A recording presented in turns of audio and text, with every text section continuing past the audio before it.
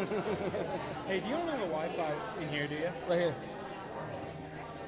It's your kiln guests. Perfect. Yeah, what kind of millennial woke establishment is this? We almost tried to get office space here.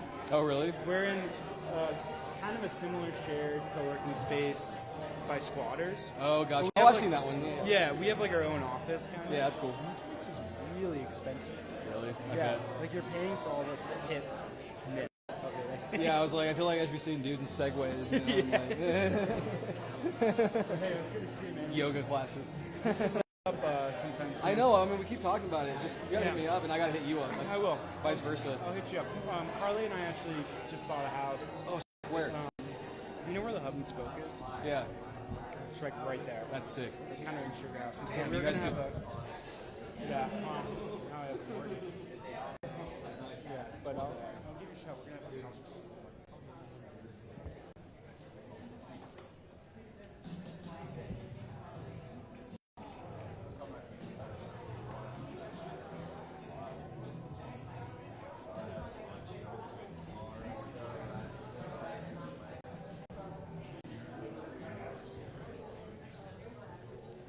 Corgi.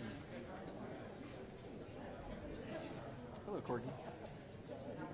Well, good morning. Welcome, everyone, to Kiln. Appreciate you all being here today. We are just 15 days away from the decision on July 24th. We have what I think is a great program for you today to hear from the leadership of the Salt Lake City, Utah Committee for the Games, as well as some of our great athletes from the state of Utah, both current and also future. And to learn more about the importance of sport going beyond just the topic of medals. To kick things off and to give you a quick welcome, it's my pleasure to introduce the founder and CEO of Kiln, Arian Lewis. Arian? This is a one-of-a-kind event. It's never happened before at Kiln. Very thrilled to have everybody here, especially the Olympians and the future Olympians. This is really history in the making, and from small beginnings comes really great things. Kiln is thrilled to be a part of this in any small way. We have over 500 tech companies and a variety of different kinds of companies that are based with Kiln here in Utah. We have locations in Park City and Salt Lake and Lehigh and Provo and soon in St. George and Holiday. So we're hopeful that our network and the resources that we have will be able to be utilized for the games. Utah is ready for this.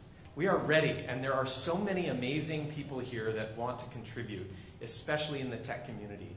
And we know that it's the athletes on the snow or on the ice that really matter, but the fans want to engage, and they want to engage through technology. And we're hopeful that the Utah tech ecosystem is going to be able to play a very meaningful role in these Olympics. And very excited to hear the big news on the 24th, and thank you for being here at Kiln.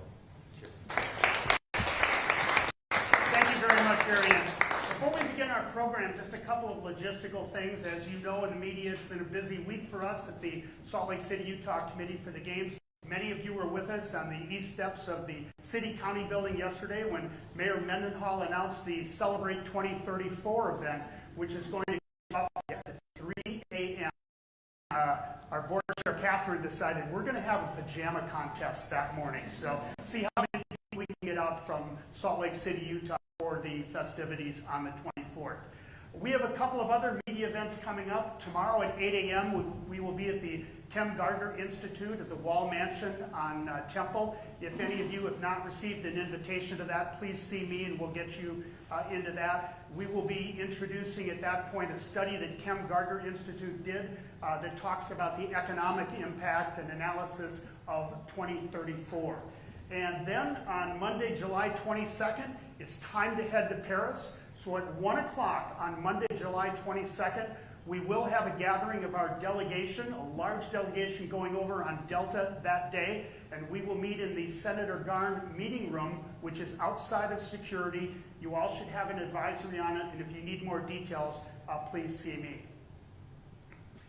I also want to go through the schedule for Paris. These times are Paris times, so knock off 8 hours from this. We will be making our presentation to the IOC at 11 o'clock in the morning, about a half-hour presentation, another half-hour for Q&A. The election will take place at 12 noon, both for 2030 and 2034. We anticipate the decision sometime around 12:20 Paris time, 4:20 in Utah time. And right now we have a press conference scheduled for 3 p.m. from Paris. That will be accessible globally, and we'll send you more information on that.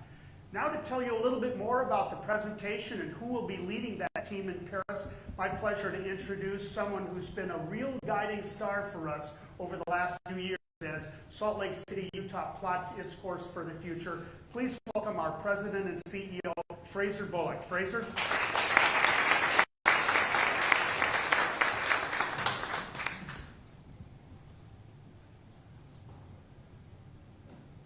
Thank you, Tom. Isn't he great? He's just like the best. And how we got him is just like, oh man. Arian, thank you. We look forward to a partnership with you. The fact that you bring all the tech community together and other businesses, because games happen when communities come together through collaboration, through volunteerism. It's awesome. It's such a unique opportunity. So 2 weeks from right now, this minute, Kat and I will be in the theater where we will be giving our presentation the next morning. We'll be rehearsing our final rehearsal. And we're so excited about that. We've got the scripts written. Darren, what's the name of the theater? That's the Palais de Congrès. Palais de Congrès. Thank you. Where we'll be presenting. We'll have a great representation from Utah there, about 100 people, and we'll be dressed in some uniforms, so we look the same. And when I think of that moment, that is just 2 weeks from now, and with Wednesday being tomorrow, 2 weeks from tomorrow, just being there in front of the Olympic world with our friends from France who are aspiring to host in 2030, and our team from USA, it just gives me chills to think about that. And as I'm going to introduce the speakers in a moment, and we were rehearsing yesterday. We have our scripts, we have our slides, we have all the pieces put together. We're so excited about that. But I would say the key thing out of everything we talk about is we're going to speak from the heart, because Utah loves the games. We know the benefit that the games provide to our wonderful athletes, our incredible Olympians and Paralympians, and the value of sport. And so we understand that, we feel that, it's part of our DNA, and so we're going to speak from the heart. Now we have some key themes that we're going to talk about, and some of those you've heard before. One is our vision. And our vision is centered around the word elevate. And it has 3 components to it. Elevate, first and foremost, our communities, particularly our youth. Second of all, elevating sport, particularly, once again, with our youth and getting youth engaged in sport and making sure the fields of play and everything are at their very best. And then third is elevating the games experience. And I want to talk about one aspect of that, which you've heard about before, which is the Athletes Families Initiative. We're going to hear from Erin, I think, or be introduced, but I'm just curious what her story is about her family, because a lot of times you think about an athlete, we just watch the qualifications, right? Team USA qualifications just a week or two ago. And so the athletes found out for the first time, oh, I'm going to the games. Okay, how's my family going to get tickets? Where are they going to stay? Where's their transportation? And our focus is to add in this layer of the Athletes Families Initiative, where we facilitate all of that. We welcome families from around the world. We envision having an Athletes Families Village, where the families can gather from around the world and get to know families from other countries, and we facilitate things for them to be able to buy affordable tickets and have at the village, affordable housing and transportation, so that they can be there in these meaningful moments, so that when we have these wonderful athletes who have dedicated their lives, their families have also dedicated their lives to support these athletes, and being able to see both of them enjoy the games together, that's a big part of what we want to do. And Kat and I have been working on this. I don't know how long, and Lindsey Vaughn helped us get started with this, but Kat and I just jumped on this and said, this will be a games first. And so important, and what better place than Utah to be able to do something like this. The next thing so that's the vision part. We're also going to talk about our games master plan, and the fact that one of our great benefits about our games master plan is that all the venues are within a 1-hour drive of the village. That doesn't happen almost anywhere else in the world. And so, and Kat talks about this all the time, which is having the athletes together is a special experience. And so we're so excited to share with them what our master plan, just a high level of the master plan, and what it means for the experience that people are going to have during our games in 2034, if we are so fortunate as to be elected. So those are some of the key themes that we'll be talking about, but you'll hear a lot of other words in terms of how much we love the games. And hopefully you can feel our passion and emotion. I think our biggest challenge is not to cry. Because sometimes when I see that imagery and I hear other people speak about it, it just tugs at my heart. So I enjoy that. I'm looking forward to that very much. We will have, there will be 7 of us who are speaking. We will have Governor Spencer Cox. And what's nice about this is Governor Cox and Mayor Mendenhall have been part of our interchanges with the IOC and the Future Host Commission that we've had over the years, so they're becoming well known and they're incredibly beloved in the Olympic movement. Governor Cox's enthusiasm is so strong. He'll be speaking. Mayor Mendenhall is just, I call her our secret weapon because she is so graceful and so well spoken. We just love her. Gene Sykes, president of the USOPC, who's been our close partner since day one and just a fantastic supporter of our initiative. And then I'll be speaking. Kat will be speaking, and that's one of the sections where I'm going to try not to cry while I'm sitting in the audience, because she has this deep connection with the games. Then we have Lindsey Vaughn, Olympic champion in Vancouver in 2010 and winner of 82 World Cups. And she's been part of our team all along this journey and has been giving us great insight and great support through this journey. And finally, Danny Arovich. And Kat, are you going to talk about Danny a little bit? So I'll spare that, but we're taking Danny with us, a wonderful Paralympian, and I'll let Kat talk about her. But she will be joining us, she will be speaking, and so that's our group of presenters at the Games. So with that, I'll turn it over to Kat. Or TK, was there anything else you want to cover? Oh yes, one last thing. Our elected officials who will be there, we're absolutely delighted to have them, because this is another show of support of Utah where we have 100% political support. We'll have President Adams, President of the Senate. He's been a partner with us since day one. Mike Schultz has been a great supporter. He'll be there. And we have Jenny Wilson. Once again, we have many venues in her county.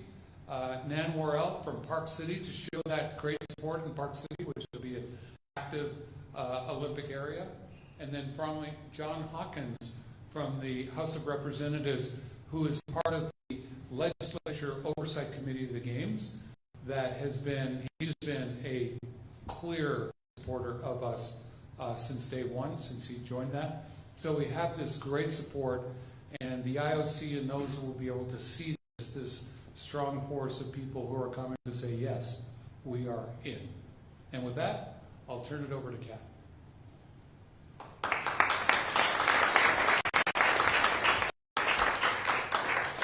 Well, good morning, everybody, and it's nice to see so many familiar faces. It's always very comforting when you see them. But I do want to share a little bit about Danny, who's going to be joining us.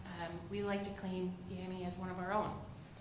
Danny moved here to Utah. Actually, she got her first prosthesis at Children's Hospital up here in Salt Lake.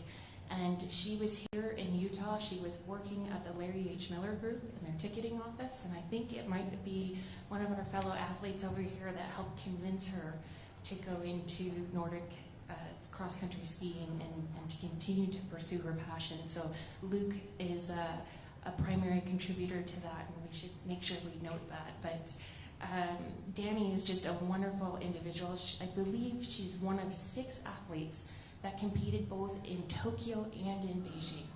So we're extremely proud to have her a part of our delegation. She's one of us, she's one of Utah, and she is so excited to represent. So really thrilled to have her with us.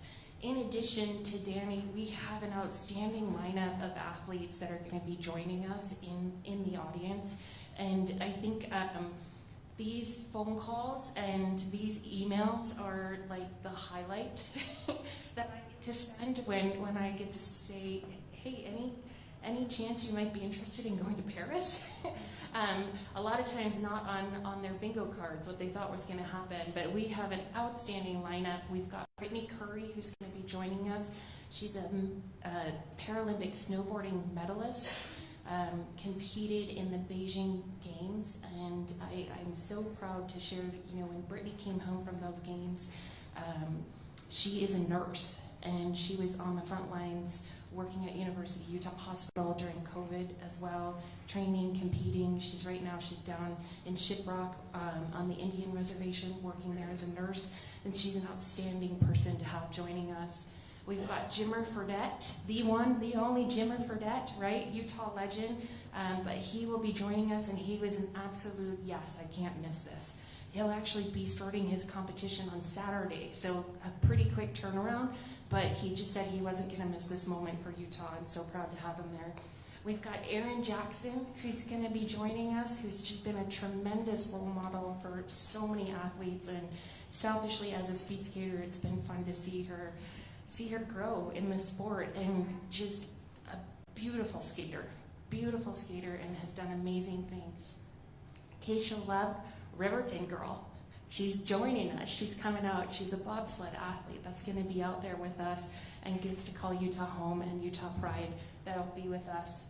Derek Para, I think most of you all know Derek in this room, but Derek, obviously Olympic champion in speed skating in 2002, and has continued to give back to the movement day in and day out.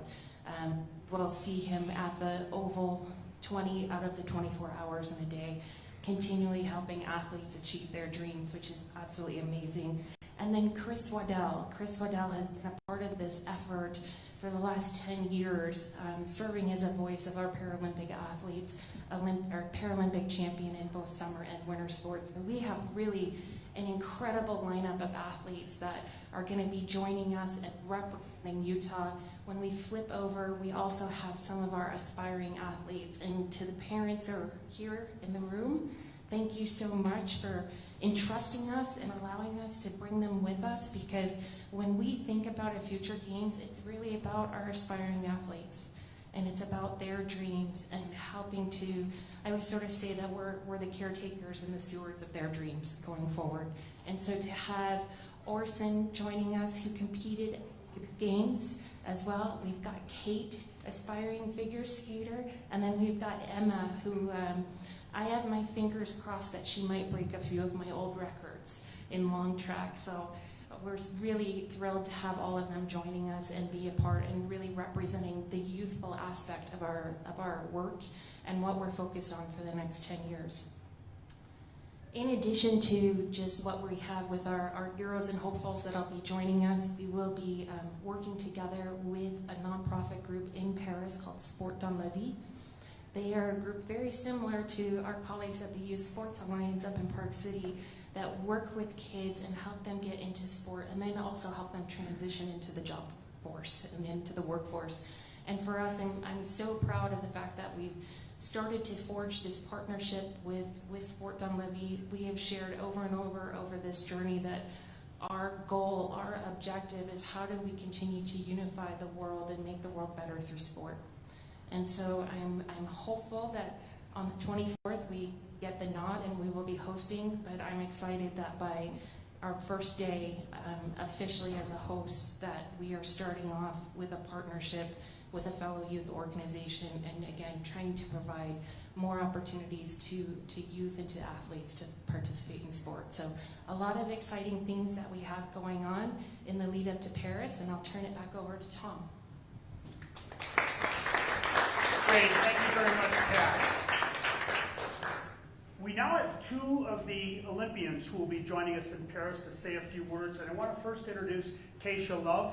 She is a Utah native. She was a track star at Harriman High School, led her team to 4 state titles. She went on to go to school at UNLV, where she was also a standout athlete in NCAA competition.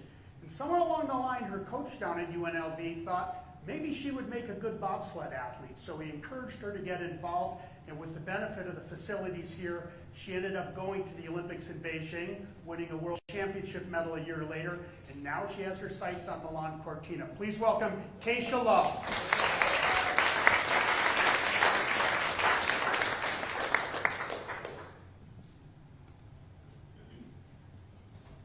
Thank you, Tom. That was a beautiful introduction. First off, good afternoon, everybody. I am Keisha Love. I am an Olympian and a proud Utah native. My journey into bobsled was definitely not a direct one, but a very exciting one, I'll say that. So I was always an athlete my entire life. My athletic career started off in the sport of gymnastics, and then after gymnastics, I transitioned to track and field. And track and field ultimately led me to what is now my purpose and my passion in the sport of bobsled.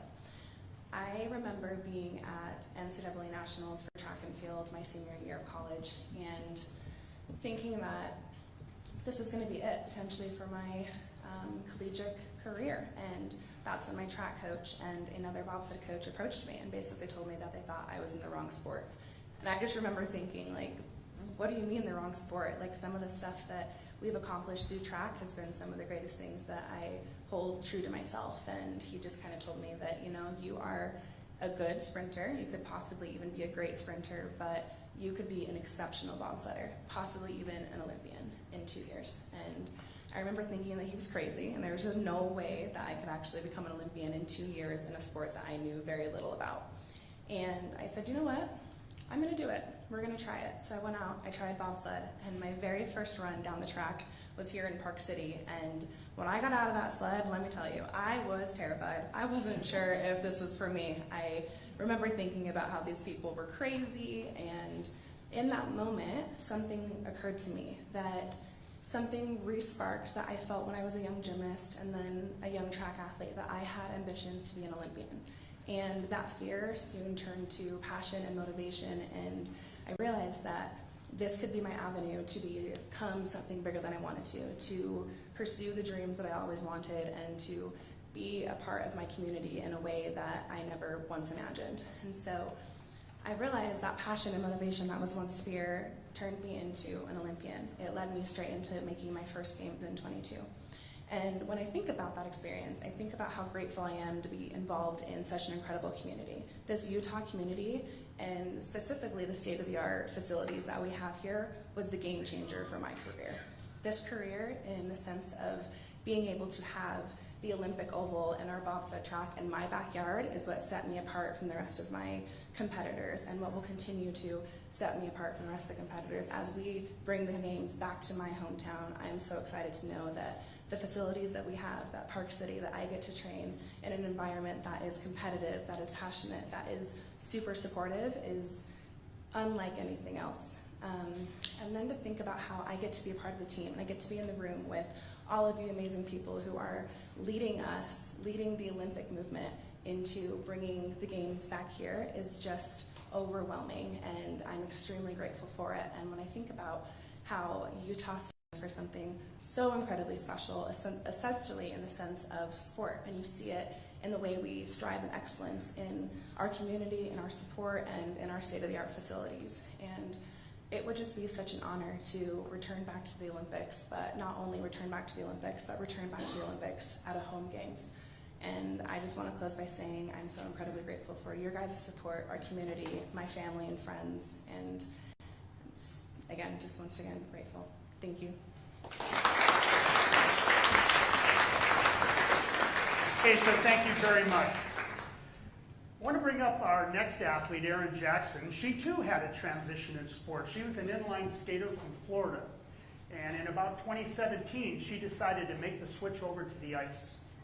5 years later, she won a gold medal. And I think most of you know her story of how she got to the games in Beijing and how she won that gold in the 500 meters. Please welcome Olympic champion Erin Jackson.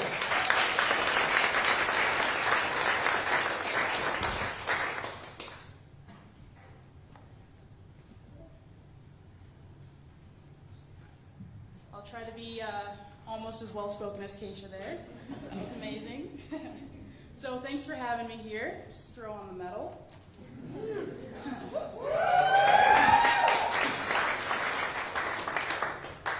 So yeah, definitely I owe this medal to the amazing facilities that we have here in Salt Lake City. So I think it's really awesome to be in the room with so many other Utah athletes. So I'm actually not a native Ute. I'm from Florida, and there's not a whole lot of ice around there, so I grew up roller skating. I got my start on wheels. And it was really awesome because I was able to see a lot of my former teammates and former competitors make the switch over to ice skating, because unfortunately inline speed skating is not an Olympic sport. So I was able to see them make the switch over to ice and have success. A couple were Brittany Bowe, Joey Mantilla, if you know them. We come from the same small town in Florida. So it was really amazing to see them reach success on the ice. And I know Keisha mentioned that she was a lifelong athlete, but that wasn't really the case for me. I was more of a nerd growing up, so I was always super focused on school and things like that. So I saw all the others switch over to ice, and I thought, maybe that's not for me. I didn't really dream of being an Olympian and of, racing on the other side of the world, but I dreamed of, maybe going into outer space and being an astronaut or something like that. So yes, I was kind of a nerd growing up, but after I graduated from the University of Florida, I decided to give the ice a little bit of a try, and my first steps were terrible. You could maybe compare it to like Bambi on ice. There's a video floating around of my first steps, and yeah, it's pretty terrible. But that really sparked something in me, because that was my introduction to ice skating, and I thought, I can't let this new sport defeat me. I want this to be, it's a challenge that I accepted. And I was really looking forward to becoming a better ice skater. So in order to do that, I moved out to Salt Lake City. So I moved here in 2018, and it's been amazing ever since. I'm just a short drive from the Utah Olympic Oval, and it's just an honor to be able to go there and train every day. Because Salt Lake City is the home of the fastest ice on earth. And asking all the other speed skaters from around the world, this is where they look forward to coming to.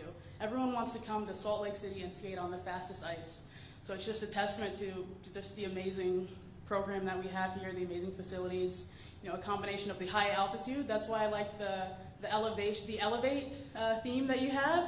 Yeah, to play into the elevation that we have here, that also leads to having the fastest ice and the best facilities. So, the high elevation and the low air pressure, we do have the fastest ice on earth. So it's just an amazing honor to be able to come here every day and train in this amazing place that we have. And then as far as with Paris, it's just an honor to be able to go there and be part of the delegation that will, bring the Olympics back here with the O2 legacy. And I don't know, it's kind of making me want to see if I can stick it out another 10 years. I'm getting a little bit older, but yeah, just that would be amazing to be able to represent Team USA here in Salt Lake City, because it's just an amazing place to raise more future Olympians and hopefully Olympic champions. So thank you. Thank you very much, Erin. Now going to bring up a couple of panelists for a short discussion on community and sport. You've just heard from some great Olympians, a gold medalist, but sport goes well beyond that, and I'm pleased to bring up two individuals that I've had the honor of working with for some time now. First, a Wisconsin native. He was an NCAA All-American here at the University of Utah, two-time NCAA champion, two-time Olympian.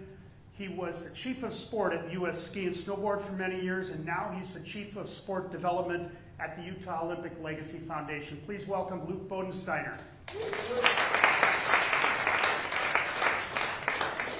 And joining Luke is a woman who spent her entire career in sport management. Emily Fisher was a collegiate cross-country ski racer at Middlebury. She worked at U.S. Ski and Snowboard for the Utah Olympic Legacy Foundation, and since 2017, she's headed up the Youth Sports Alliance in Park City. Please welcome Emily Fisher.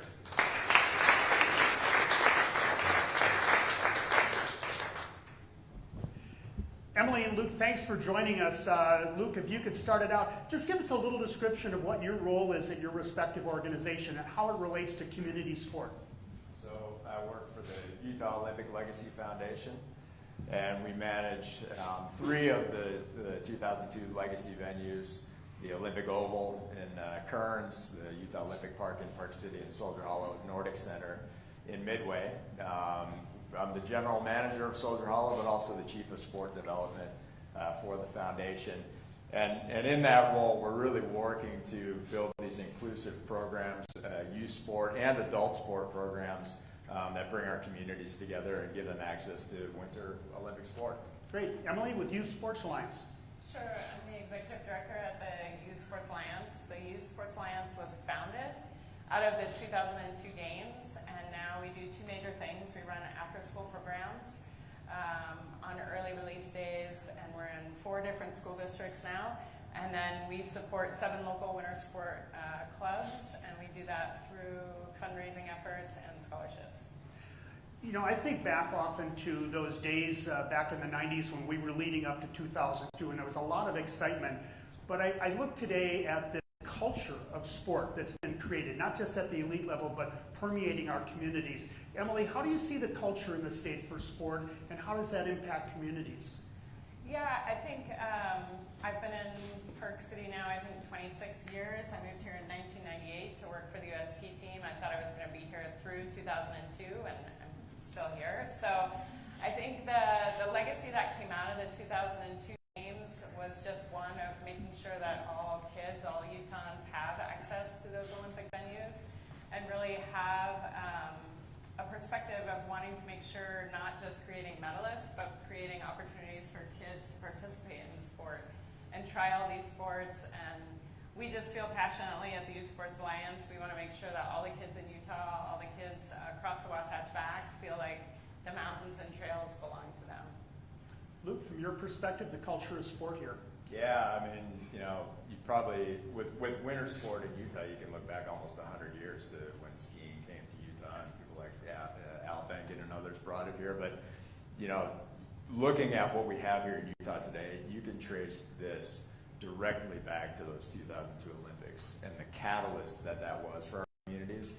That gave so many people who live here such a front row seat to experience these winter sports, be involved in them as volunteers, take part in the many programs that were born out of that. And that's really perpetuated itself over the years, right? Kids got inspired by what they saw in 02. They took up the sport. Now, in some cases, Emily and I were old ski racers. We're still involved. People are coaching. They're giving back as volunteers. So it's just been this incredible community building activity. And you pair that up with the mountains that we have, the greatest snow on earth, and these legacy venues now that are operating honestly at a higher level today than they did in 2002. That really makes this one of the world's greatest winter sport capitals. Let's dive a little bit deeper into the community aspect. I'll start with you, Luke, but can you share any examples or thoughts of how this sport reaches down into the communities, how advantageous it is for kids, and what they can learn from this? Yeah, you know, there are a host of reasons why sport's important for individuals, mental health, physical health, emotional health, all these things. But, you know, what I see day in and day out are these social connections that get made through sport. You know, we have programs that serve 3,000 kids in this state. And these are programs that are ongoing, where kids are learning, they're developing skills. These build resilience, they build character. And you know, I think those social connections and the way that they bring families together and create friendships is just such an important part of the community that we Emily, I'd like you to dive down in there too, but maybe relate some of the statistics and that you developed recently from looking at your program this past year that really show how your program is working in the community. Yeah, so our programs have had a lot of growth over the last couple of years. Just this last school year, we had over 2,500 kids participate in our after-school programs. We ran 154 different programs. We run them from September to May. We have all different kinds of sports, all different kinds of healthy lifestyle activities. I mean, if you think about it, like the fact that we have after school learn to luge, I mean, we have after school, you know, skeleton, we have mountain biking, triathlon, biathlon, all the winter sports. They don't let kids drive bobsleds yet, but hopefully, you know, that'll come soon. So that's been great. We're in 4 different school districts. We have 22% of our students that participate receive scholarships. 30% of all the students are students of color. In our snowboard and ski programs, 38% of our students are students of color. So it's really, you just see the importance of these kids joining these programs. And I think what I see is, you know, when they learn to snowboard, when they learn to participate in these sports, then they feel included in their community. I think if you grew up in a community where you can see a ski resort but you can't participate, you're just going to feel outside of that. And so at recess, on the bus, to and from our programs, when they're sharing snacks, they can talk about White House, they can talk about those things. And it really creates an inclusive community, and it creates friendships on the playground. Just piggybacking on that, Luke, scholarship programs at YSA have been very impactful on different underserved communities. How have you been able to manage that at the Utah Olympic Legacy Foundation? Yeah, well, I mean, we really have this idea that Olympic sports should be accessible to everyone. You know, we allocate literally hundreds of thousands of dollars a year to our sports programs to keep costs really low. We provide scholarships to kids from every socioeconomic part of our communities. And we're making really good progress there. You know, on our, for example, in our entry-level programs, 18% of our participants are Hispanic, right? That's a group, part of our community that's been underrepresented in winter sports, and for us it's real gratifying to see them get engaged and feel like they can be a part of this. Same, you know, women and girls are often underrepresented in sport. We see a great 50-50 balance there. And the idea for us is that the makeup of the participants in our program really should reflect the demographics of the community that we serve, right? So, you know, we really are focused, you know, we're focused on developing great kids and great athletes, but we really want this sport to be for everybody in this community, to give everybody an opportunity. Just a couple more quick things. Your organization was recently honored by, in a national contest. Why don't you tell us a little bit about that and the positive impact it's had on your program? Sure. So Youth Sports Science was lucky enough to be the winner of the 2024 Land Rover Defender Service Awards. So we put in a video last July, and we were picked as a finalist in the Outdoor Accessibility and Education Contest. It was 5 different organizations. It went to public vote, and it was an amazing experience leading an organization to rally the community and get them to vote and vote for us every day. We would go to the grocery store, everywhere we went in town, people were like, I'm voting for you, which was incredible. And so we ended up winning a custom Land Rover Defender 130 and $32,000 in scholarship or money that we use for scholarships. So last year we rented 243 vehicles because we find that making sure that we have transportation to and from our programs is really critical. When we provide transportation, our scholarship rate is about 1 in 5. When we don't provide transportation, it falls to 1 in 19. Because a lot of times working families can't leave their desk midday when those early release days happen and get the kids to the program. So we now have a vehicle that seats up to 8, so we can put mountain bikes on the back for our smaller programs. A lot of times we'll rent 3 or 4 SUVs to drive kids from various different schools to and from our programs. So this is going to be a game changer for us, and the exposure from the national contest has been incredible. Awesome. One more question before we move on to our young athletes. Luke and Emily, if you were to give some advice to these 3 young aspiring Olympians as they go to Paris to meet others and to talk about Utah, what word of advice would you give them, Luke? Share the joy of sport. You know, the reasons that people participate in sport are as varied as the individuals themselves. But sport is kind of a universal thing, right? And it's something that everybody can relate to, young or old, from any part of the world. And I think it just gives you guys such a great common ground with everybody you're going to meet through your sport careers. And be sure you share how special Utah is. And the winter sport culture that we have here is like none other on earth. And I hope you can convey that to your friends over in France. Emily?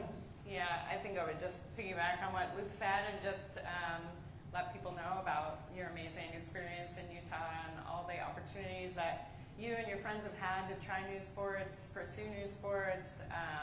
And I think a lot of times as an athlete, you think, I'm not going to really be an athlete until I make it to this or make it to this or make it to this. But you guys are there. Like, you are those athletes. You are that next generation, and just have confidence in that and enjoy all of the moments.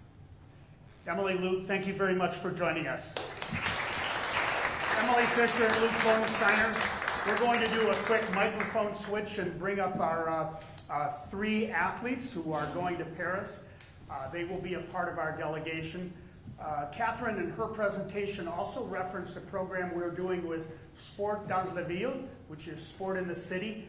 We will be announcing the details on that program in the coming days, but there will be 6 additional Utah athletes participating in that sports festival over in Paris.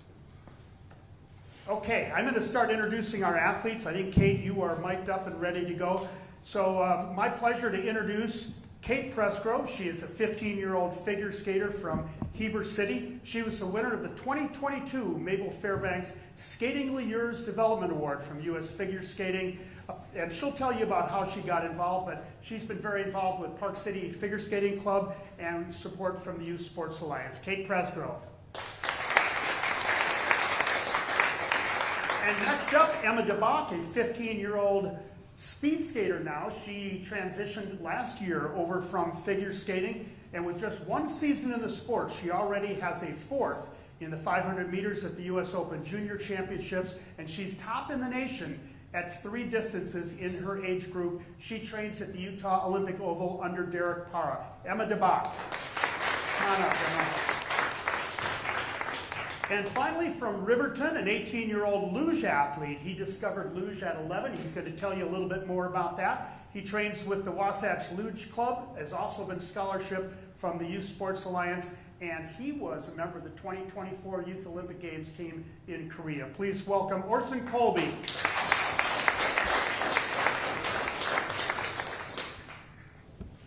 How are you guys doing today? Has this been interesting and entertaining for you? Learn some lessons? Well, I want to, just to start it out, I want to find out how each of you got into your sport. Kate, I'm going to start with you. When I was 2 years old, my aunt took me skating on our local outdoor rink and decided that she didn't want to hold me up anymore. So I got lessons for my birthday that year and just kind of loved it and kept with it. Awesome. Emma, how about you? How did you get started in the sport? Well, it all started when my brother first got into speed skating, and at that time I was still a figure skater, so I never considered speed skating.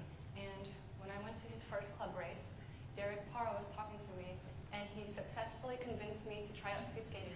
And if that never happened, I would never been here where I am today. He's amazing, isn't he? Yes. Orson, how about you? Surprisingly, when I was younger, I was doing merit badges for Boy Scouts, and they were doing a thing for USA Luge, which they call a slider search. And I was looking for, at the time, to get my physical merit badge done. And my mom saw this thing on an article that showed come try the luge, and we saw a physical fitness aspect of it, and we could get that merit badge done. And my mom, being a mom, she's like, oh, you also get a free t-shirt too, and that's kind of became one of the most expensive t-shirts. That free t-shirt is a big lure, isn't it? Yeah. Hey, just one thing, how did you do in Scouts? got my eagle and passed all the merit badges. All right, good job. Good job. Kate, let's go back to you. For each of you, what's an athletic accomplishment that you're most proud of? Kate? I'm really proud of my double axel. It took me around a year to achieve, and it took a lot of hard work both on ice and off ice to get there. Good job. Emma? Well, I've only been skating competitively for 1 season, and during that time, I was able to grab first in the nation for 3 distances and top 10 in the world. So, good job. Orson? Definitely going to the 2024 Youth Olympic Games in South Korea, Gangwon.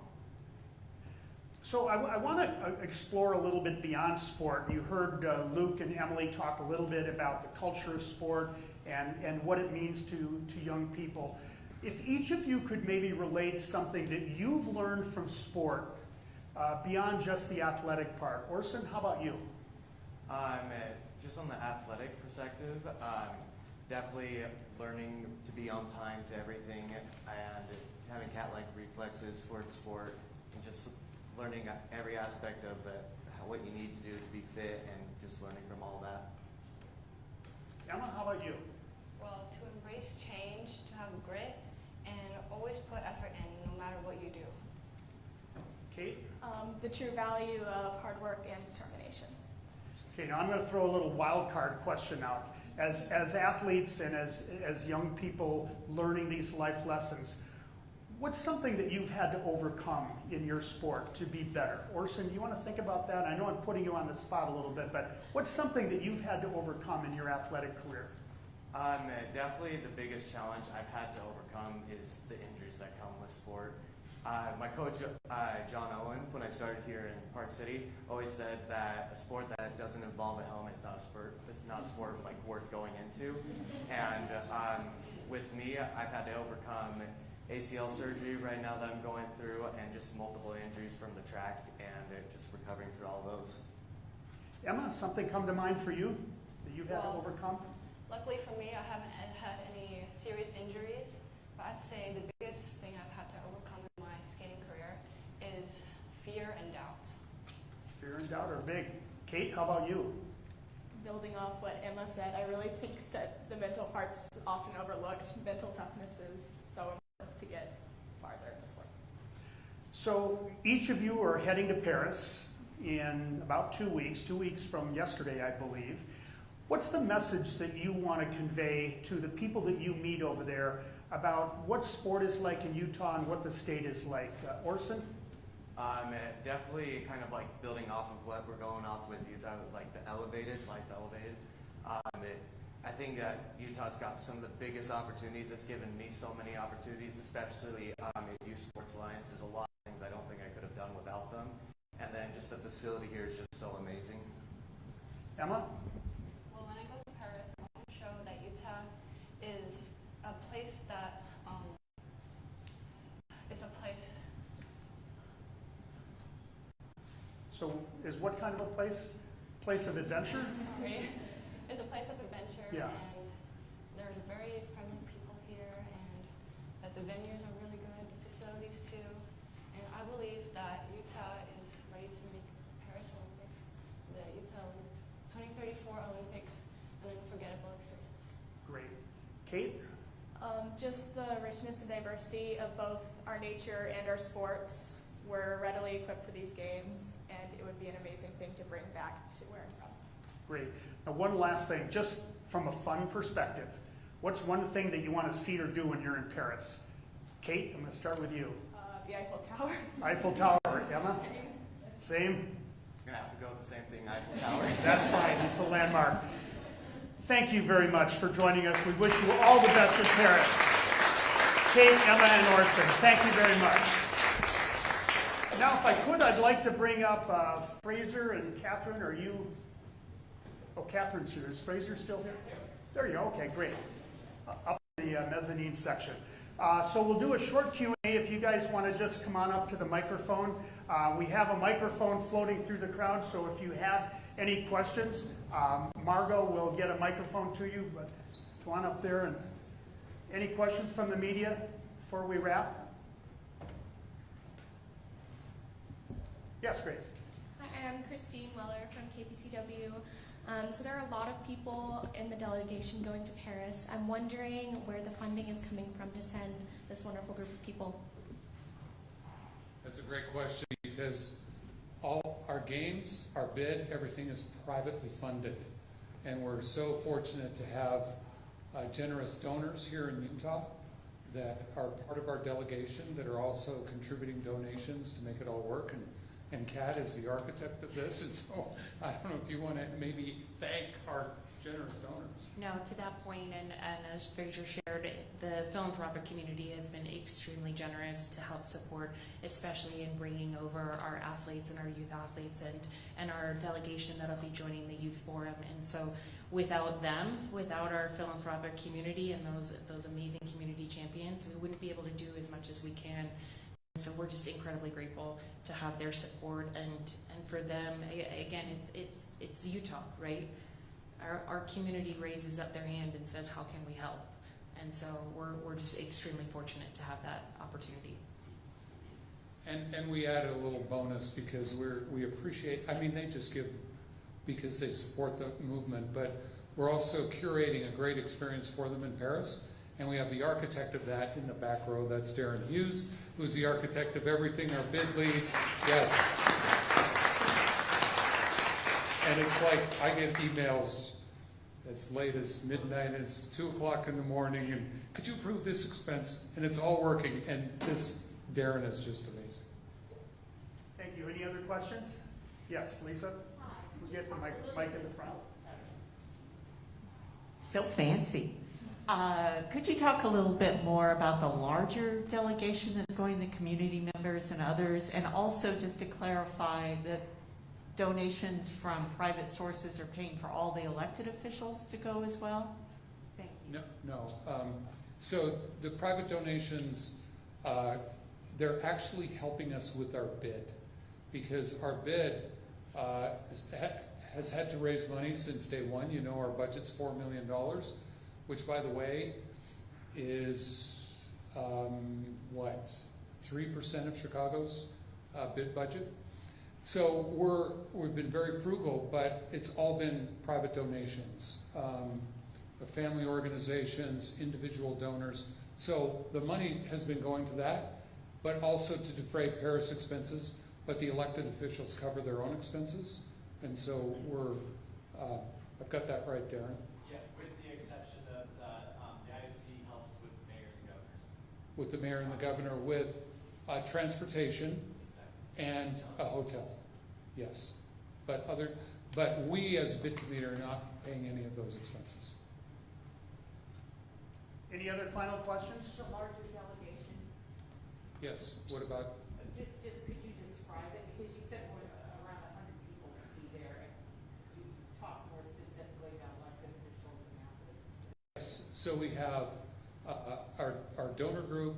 We have our team. We've got the elected officials. We've got athletes. We've got support people that are helping all these logistics come together. And we have people like from the mayor's staff who are going to be there supporting her. We have some security people. So it's really the support elements that come, but when it comes to the mayor's staff or there's security people, that's paid for by their offices. I got all that right, Darren? Okay. Hey, Fraser, Kat, I know it's been, 5-6 years of building up to this moment of getting the bid, potentially getting the bid, but then it's 10 years until the Olympics. Is one of the challenges keeping the public interested for 10 years before the games come? And Kat, I'll let you add on to this. I think Utah loves the games so much that once we get the games, assuming a positive election, our mindset shifts where we say, we've got the games. They're coming. They're real. And so I think the level of engagement will actually increase. However, Alex, I'm not getting any younger. I know you are, but during those 10 years, it is a long journey. And so we want to take advantage of that journey and keep people engaged And fortunately, the media does a great job of telling the stories of what we're trying to do, but we want to get our communities engaged and elevate our communities and do initiatives like Kat does all the work with all our athletes in youth sport and profile that and raise it so that we can have continuous engagement all the way through from forming an organizing committee to putting on the games and even after. Yeah, I think it's interesting, Alex. I was at a different event this morning, and the comment was, 10 years is going to be so fast. There's so much work to do. And I said, you're right. I can't wait to sit down and talk with you. But, you know, it goes by so quickly, right? And I think for us, what is so important is making sure that we have impact. And that when we walk away from 2034, we can look back and see a living legacy. Maybe that's through additional outreach with Youth Sports Alliance or Utah Olympic Legacy Foundation. That's also working with our communities and getting people involved in volunteering and supporting. And obviously the touch points into our youth, right? What excites me the most, and I know I've shared this a few times, but when I think about a 5th grader right now, 11 years old, 12 years old, right? In 10 years, they might be an athlete, they might be a young professional, they might be a volunteer. We have this incredible 10-year opportunity in front of us to continue to grow our community's excitement around the Olympic and Paralympic movement. And you know, for me, I see this as opportunity to build off of the incredible foundation that we have from 2002 to expand our reach and to make sure that we take the time to include our community and understand from them how they want to participate in the games. One more question, yes? Hi, Matt Sampson with KPCW. Our athletes spoke in great detail about the importance of the facilities and how that gives them a competitive edge. Has there been a larger discussion on improvements or additions to those facilities? Well, we're fortunate in, our vision from 2002 was to leave behind enough money to last 20 years. And we did really, really well, but the 20 years have come and gone. And so fortunately, the state recognized that these are community facilities where we have thousands of kids participating every day in them. The Olympics will come and go every once in a while, but first and foremost, they are recreation for our kids, our families, etc. So they have invested money in maintaining and actually enhancing those facilities. And so they're in very good shape right now. However, we do have in our budget $40 million in the organizing committee budget to enhance those facilities in specific things that are needed for the games, such as track shading at Utah Olympic Park, because the demands are so high that the ice has to be perfect. So there are certain elements like that that we have in our budget that are peculiar or unique to the Olympics. But other than that, the upkeep has been great by the state. Now our hope is post-games, if we're successful enough, that we can leave behind enough money to take care of these venues in perpetuity. And so that's our hope. And we'll see that we think we have a great plan to make that happen. I want to thank everyone for joining us here today. Fraser Cat, thank you. We will have our participants